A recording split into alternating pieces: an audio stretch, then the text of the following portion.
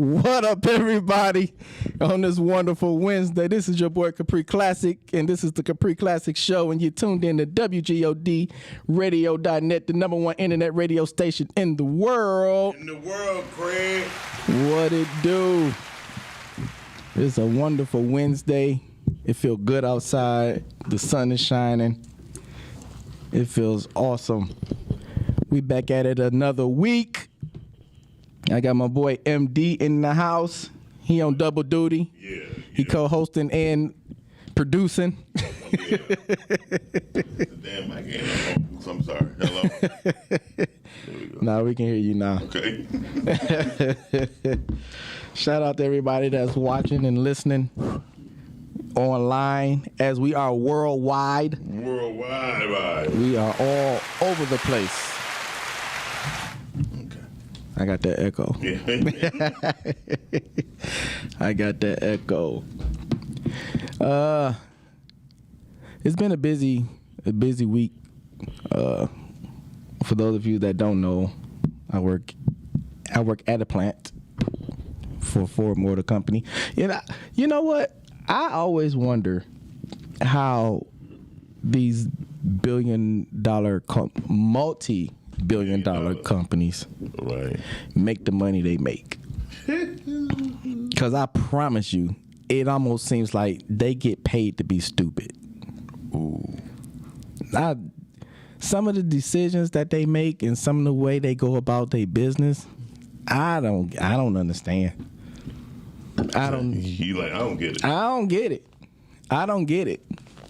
And they constantly make money with these people running the show. Yeah. I don't understand. And then you have a lot of people that are entrepreneurs, and it seems like they can't catch a break. You said it. They can't catch a break. I mean, it's and especially us when it comes to, when you say us, you mean black people? Black people. Yes, Lord. Especially us, and a lot. Well, I won't say most, but I would say a lot of our issues lies within our community. Yes. Because we, for whatever reason, we don't have the patience and the tolerance level for our own like we do for others. We cancel each other out quick. Real quick. You have one mistake, I'm done. Right. But it's not like and I don't know, but if it feels like once somebody of our kind mess up, that eliminates everybody else that's in that arena. Yeah, I had one or product. Yeah, I had one black lawn care guy. I'm not doing another one. You'd be like, okay. You'd be like, you know what? Go ahead. You're an idiot. You know what I'm saying? Yeah. So I don't know. But these like the big three and these other big companies. What up, Lance? What up, Dawn? What's up, baby? I don't get it. A lot of times, though, people get paid for losses.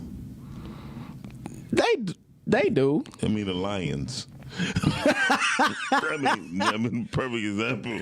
I mean, you get paid for losses. Well, yeah. And you still pack stadiums, so why you care if you win? Because a lot of these people don't have expectations for them to win. They're really just going for the entertainment value. Like, they win it backwards. You know what I'm saying? They go for the entertainment value. So it's not necessarily that they're going expecting them to win. I hope they're not going expecting them to win. I would go in expecting my team will win, period. But no, man, it's the Lions. No. They said the West Side Cubs could beat the Lions. They probably could. They probably could. But to a certain point, loss is expected in business. Mm-hmm. You know what I'm saying? But I don't think loss to the extreme of feeling lost to the extreme where you don't need people. Right. You know what I'm saying? When like the big three, like they just dispose of people. you know, or they hire people that shouldn't be there, or they hang on to people that shouldn't be there. You know what I'm saying? Like, it can be very frustrating. Very, very, very, very frustrating. Don said, "I just want the nachos." Most people go to games to eat and drink. Wow. They don't necessarily go. I could do that at home. You know what I'm saying? They don't necessarily go to. Now, if your team is good, of course, there's an expectation to win. But for most Detroit teams, we go through seasons where we can expect to win, like a 2 or 3 year block. 15 years. Or every 15 years. That's for the Pistons. Right. The Lions, we're going on 70. Pistons win in generations. Every 15 years, you be like, okay. That is funny.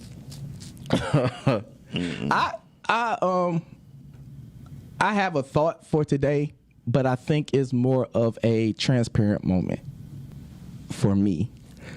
One of my team leader at work, who's a very, very good friend, she made a statement to me as we was walking out of work Monday, and she looked at me and she said, "You know, something just feels off with you."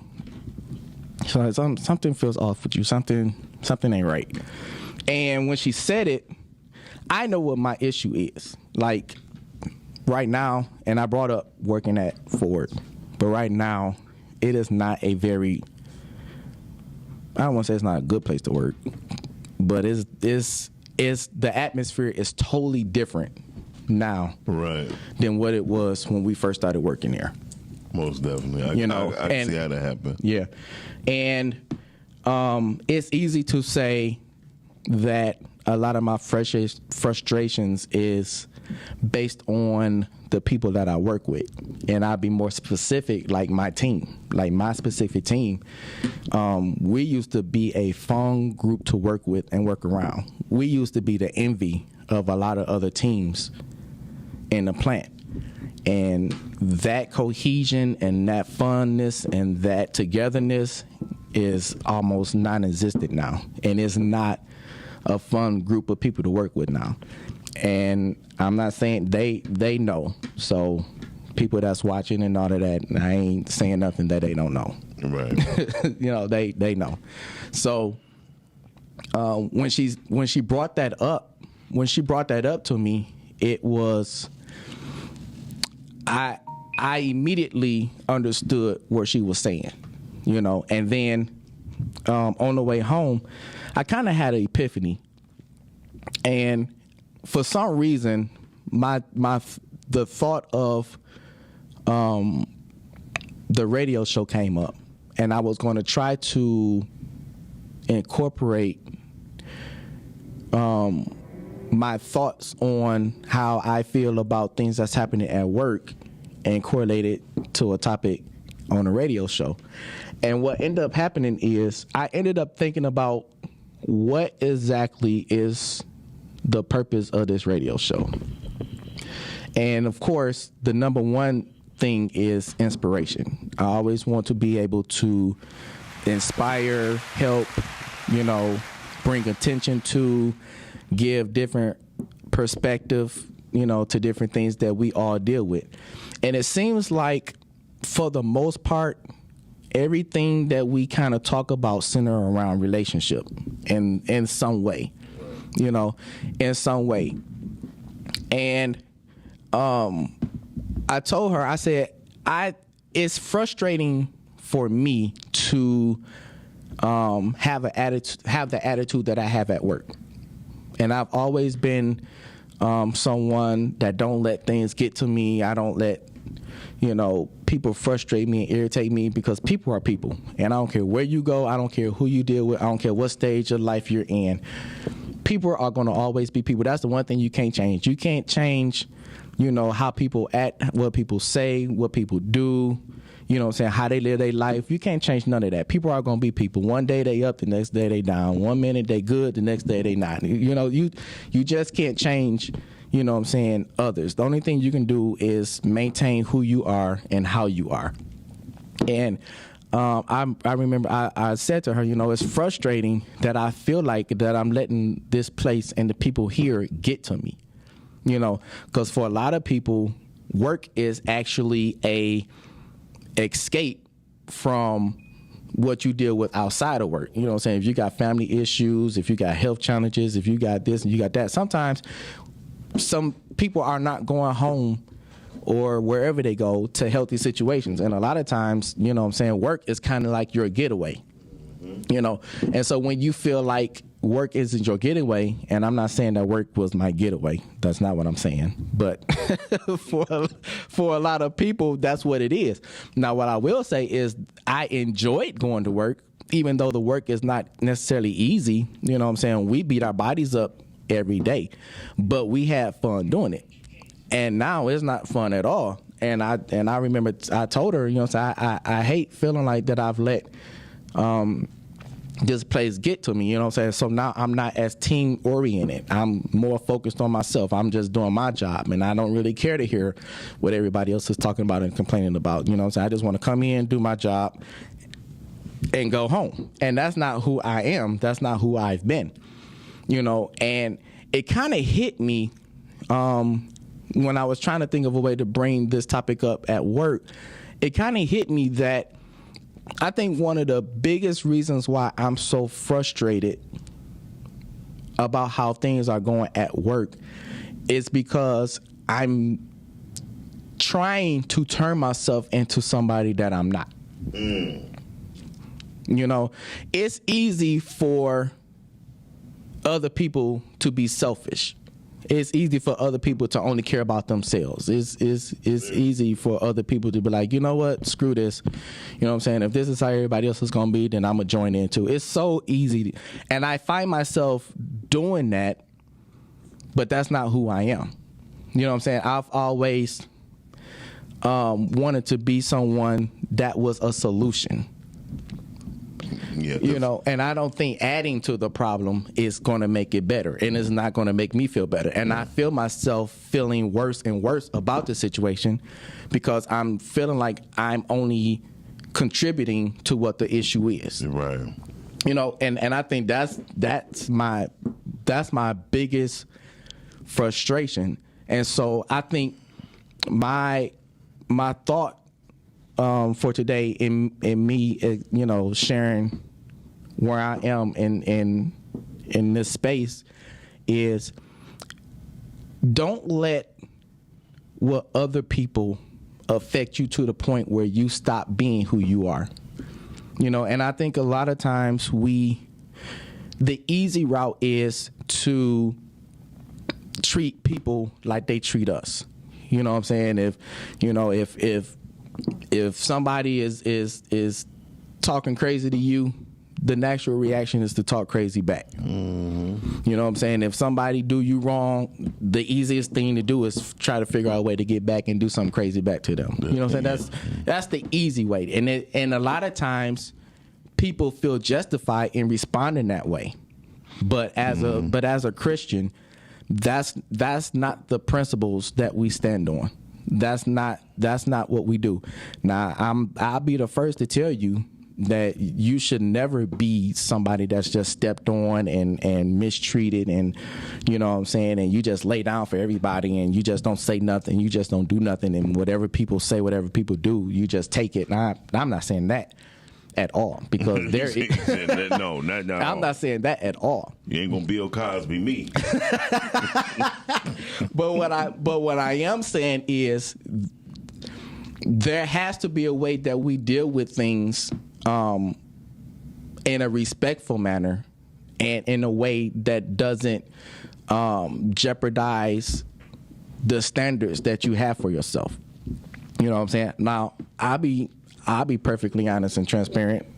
You know, there's been a few times I just went off at work.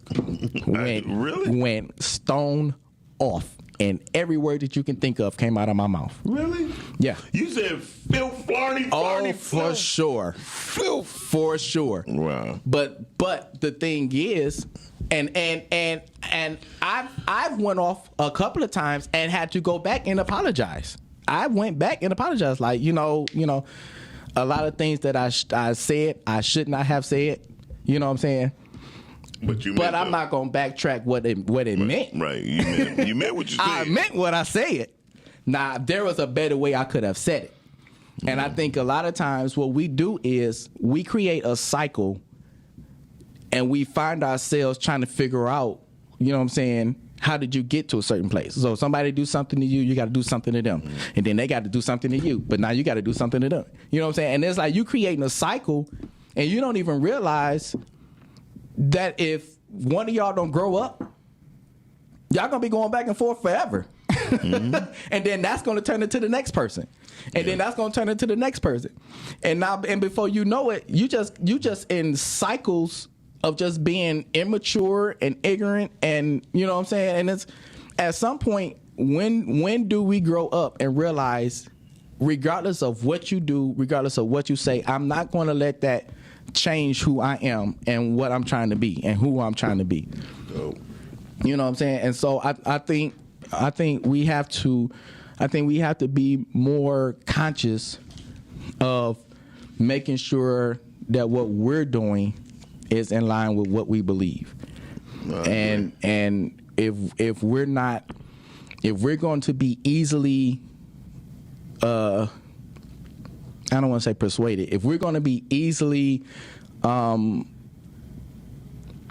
tempted to get back and to reciprocate what's coming at us, we gonna find ourselves fighting a whole lot of battles that don't even mean nothing in the long run. You know, a lot of stuff that we get frustrated and irritated about in the grand scheme of life, it don't even matter. You know what I'm saying? A lot of this stuff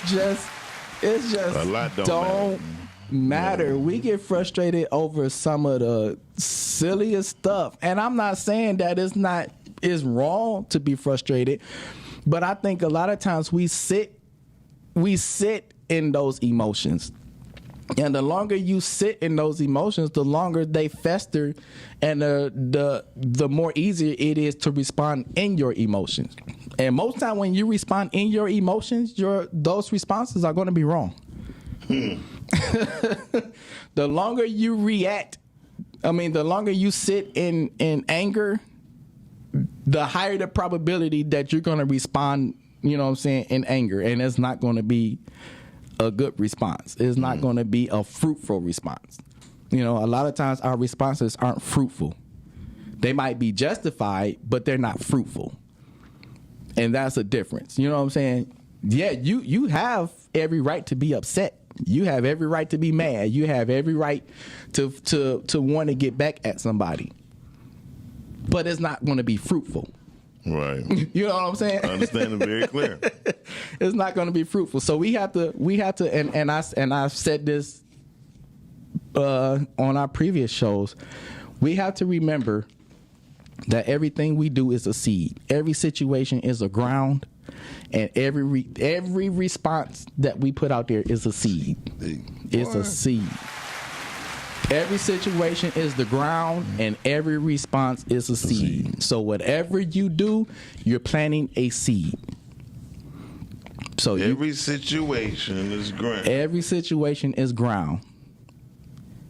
And how you respond is your seed. So if you respond in anger, guess what's coming up out the ground?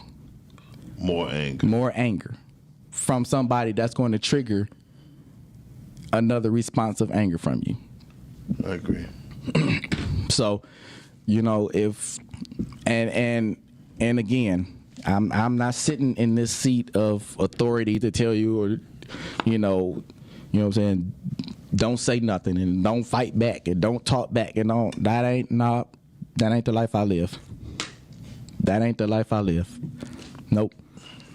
But there is a way that you can do it.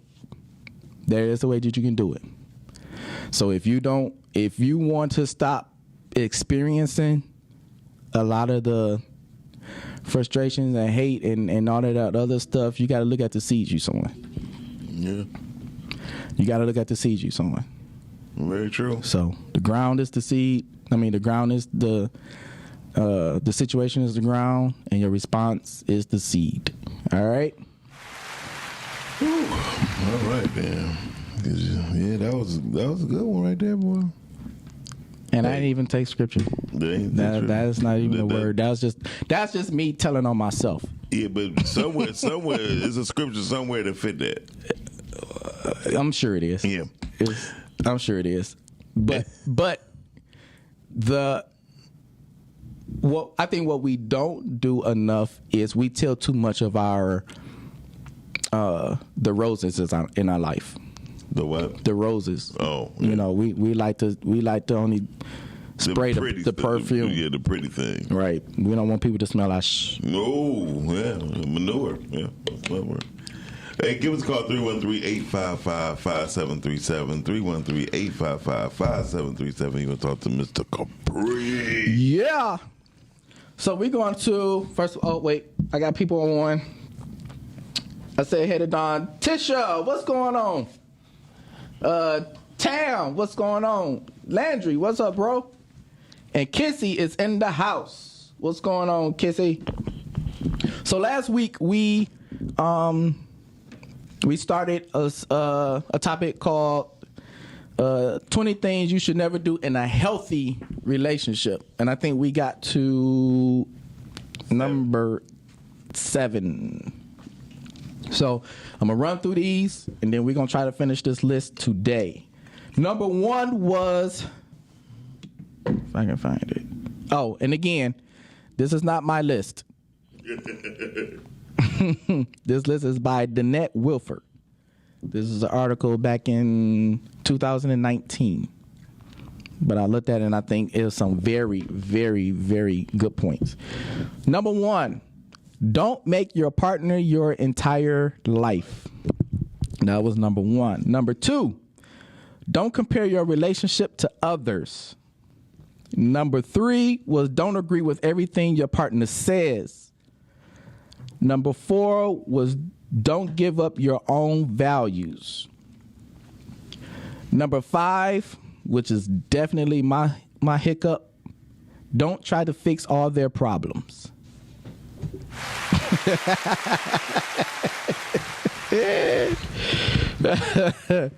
Number 6, and I'm laughing for those of you that's watching me on Facebook, we have a clapping track, and that's why I laugh. He was applauding me for acknowledging that's my hiccup. Number 6, don't be distracted when your partner is talking. Put the phone down. Cut the TV off. Number 7, don't focus on the negative.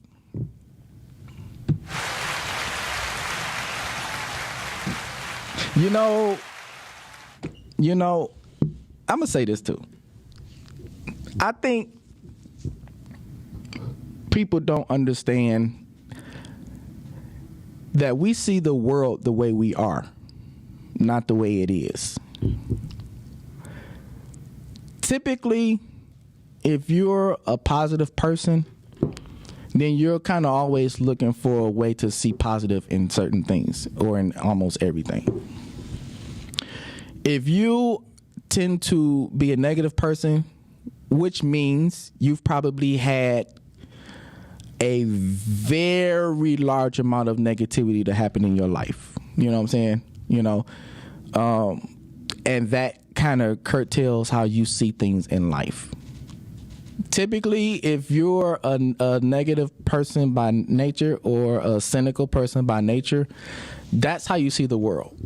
So you tend to see people not for necessarily who they are, but how you tend to think that they are, because that's who you are.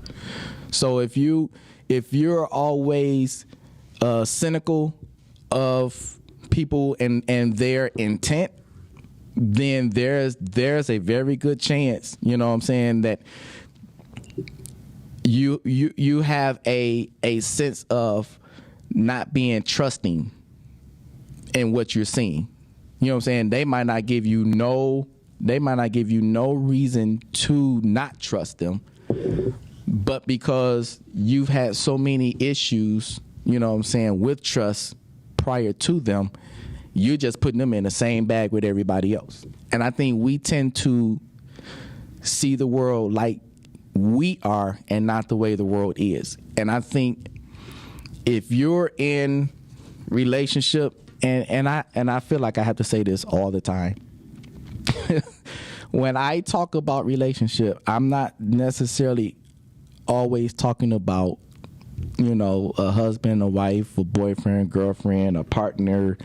I'm talking about all types of relationships. I'm talking about business relationships. I'm talking about family relationships. I'm talking about coworker relationships. I'm talking about teammates. Any type of relationship. So please hear me when I'm talking about relationship stuff. It's not always husband, wife, boyfriend, girlfriend. I'm talking about all types of relationships. And I think we have to, and I put this on Facebook probably a couple of days ago, and I think there needs to be a grace space to understand that people don't always act out of intent. Sometimes they're acting or reacting out of instinct. You know, their instinct is to act out a certain way because they're acting out through their experience. Instinct means they've experienced something that's causing them to act this way. You know, and so if you have someone that you're, you know, saying in relationship with, if you have a friend, you know, and they always tend to point out the negative or see the negative, I don't think it's fair to say that they're intentionally always trying to see it that way. They could just very well went through a season that really grounded them or really knocked them down to the point where it's hard to see positivity, because when they were trying to live out being positive and being full of faith, it seemed like it didn't work out in their favor. So there needs to be a space where we're not judging them because of how they see the world when they're only seeing it through the experiences that they lived, you know? So, and that's something that I have to work on, you know what I'm saying? Because like I said, I'm accused of being Mr. Positive, and all you see is good in everybody, and everything is always going to work out. And no, everything don't always work out, but everything ain't always bad. Right. You know what I'm saying? And there is some good in things not working out too. You know what I'm saying? Sometimes you can want somebody that's not good for you. And then sometimes you cannot be good for somebody that you want. So, you know, there's always give and take. There's always good and bad in all of it. So it should never be slanted one way or the other. But in regards to relationship and this, don't always focus on the negative. You know, it's probably, I'm pretty sure that most of the negative stuff that becomes focal points in relationships are things that we grew tired of over a period of time. Wow. Yeah. You know, because in the beginning, it's like ain't nothing wrong with them. Right. Everything is fine. Yeah. Everything they do is cute. Everything they do is okay. Till that year go by. You know what I'm saying? And then it's like over time, a lot of things that you thought you were okay with, you know what I'm saying? It's like, maybe this is not okay now. Now that the newness of the relationship has worn off. Yeah. And now before you know it, every little thing they do starts to bug you. You know what I'm saying? Every little thing. And so now, why are you on my side of the bed? We got sides. Right. We didn't. No, because before there was no side. Because we was always in the middle of it. Woo! Yeah. All right. So that, of course, let's not focus on the negative. But here's the thing. Not focusing on the negative doesn't mean that you ignore the negative. Those are not the same things. Those two are not mutually exclusive. You don't have to focus on the negative, but you don't necessarily have to accept the negative or ignore the negative if it's causing conflict in the relationship. True that. That's not what this is saying. It's just saying don't let every conversation be about what's wrong. Right. That's what this is saying. Don't always just come from left field, because they be coming from left field sometimes. You be sitting up there like, you mad about what again? And see, most conversations don't start out in left field. It start out in center field. But it seems like the longer the conversation go, the more they have a tendency to pull from. Like last week. You sit up there like, man, okay. Like, really? We couldn't talk about that last week? Right. So, don't focus on the negative. I'm not saying ignore it. Just don't make that your focal point. Number 8 is don't forget to thank them. This seems so simple, but I think we take for granted the simple things and the nice things that people do for us. I think sometimes we don't acknowledge or show appreciation for things that we think people should do. True. You know, and we take for granted that people are they know that you appreciate them. Yeah. You know, sometimes a simple thank you goes a long way. It goes a long way. It goes a long way. So don't assume that they know that you appreciate what they do when they do it. Sometimes, actually, it's not sometimes. I mean, pretty much every time somebody do something, you should say thank you. True. Just out of habit. Yeah, that should be just second nature. It should be. It really should be second nature. It should be. Yeah. Yep. Number 9, don't disrespect them. This is another one that seems so simple. But this is my question. Who gets to, well, I don't want to say who gets to decide the line of what disrespectful is. Right. Because disrespect to one isn't necessarily disrespect to the other. True. So what kind of conversations are we having to where we understand where the line is drawn when it comes to disrespect? That's a good one. You know, do we establish what's disrespect? What's disrespectful? Case in point, for some women, there is an expectation that men are going to look at other women. Mm-hmm. For one woman, it might not be disrespectful, right, if you look. But for another woman, I don't even want you looking. Yeah. You know? That couldn't be me. For one woman, yeah. You know what I'm saying? Because there are some women that actually point out, like, dog, you see her? Yeah. You see that? You know what I'm saying? And the dude is like, yeah. For another woman, there's no way. Why you looking at her? Why you looking? You want her? Right. No, but so, if a cow walk in the middle of this mall right now, won't you look? That's what I just seen. I just seen the big old cow. Man. Right. Torontes, what up? What's up, sugar? Thank y'all for watching. So, you know, are we having those conversations of what disrespect is? Because this is saying don't disrespect them. But if you've been with multiple people where there is no disrespect, like for some, you know, for some women, they don't care for their man having female friends. You know, that can be a form of disrespect For another woman, they don't care. They don't care. Now, do they want you talking to them all day, every day? Probably not. Right. But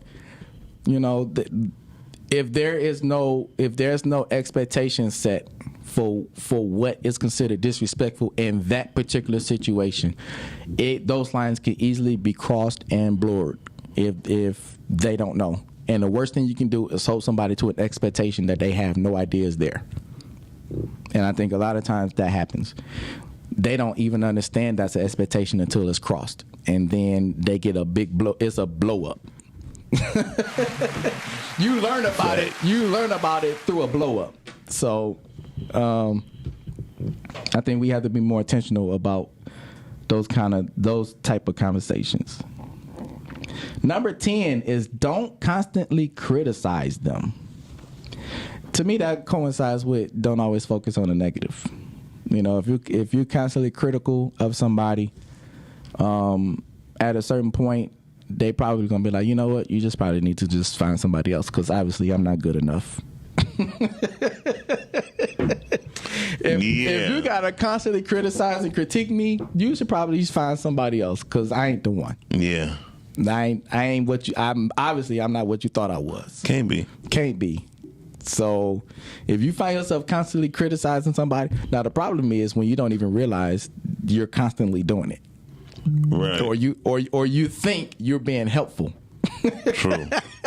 So if you think you're being helpful and you think what I'm saying, you're trying to help them become a better person. Nah. But all you're doing is telling them what's wrong. Yeah, that's not gonna work out. I was in a relationship like that. I was going out to a Super Bowl party, and she scolded me for 42 minutes. Were you counting? No, because I got in the car exactly at 7:59, and she said, "I know you're not wearing that." Blah blah, and then she went on from there. And then I was like, wow. Wait, she was having a conversation about something you were wearing? Wearing. That happens? It happened. What can a dude wear that's not right? She said, it makes her bad. I was just like, I'm just like this. You just like a messed up janitor and going ham on me. And then, so after the 42, I said, okay, are you done? Wow. I said, I'm bringing you all my friends. I dress nice. You should be dressing nice. I said, you know what? Okay. And then when we seen the pictures of the Super Bowl party, why her friend and husband was just like how I was dressed. Wow. I said, your problem, but I went ham on her. Wow. I said, first of all, I don't mess with women that got fake hair, fake lashes, and all that. But anyway, that's all. Yeah, I went ham on her. But see that her statement go back to number. Yeah, I can relate. Number. All of the above. 2. Yeah. Don't compare your relationship to others. Yeah. Or your mates to others. Yeah. Yikes. All right. Okay. So, number 10 was don't constantly criticize them. Number 11. Wait, let me go back. Number 7 was don't focus on the negative. Right. Okay. Number 11 says, don't just celebrate the big things. Yeah. Now, this is probably a male issue. Probably, yeah. More times than not, this is probably a big deal for guys, because we're not detail oriented in a way to see small. We're not wired in a way to see small. I can agree. We're always seeing the bigger picture. We're always seeing the end of it, and women are more detailed. They're more processed. They're more step by step. They're more point A, B, C, and D, and we're just point. If D is the end, we're AD.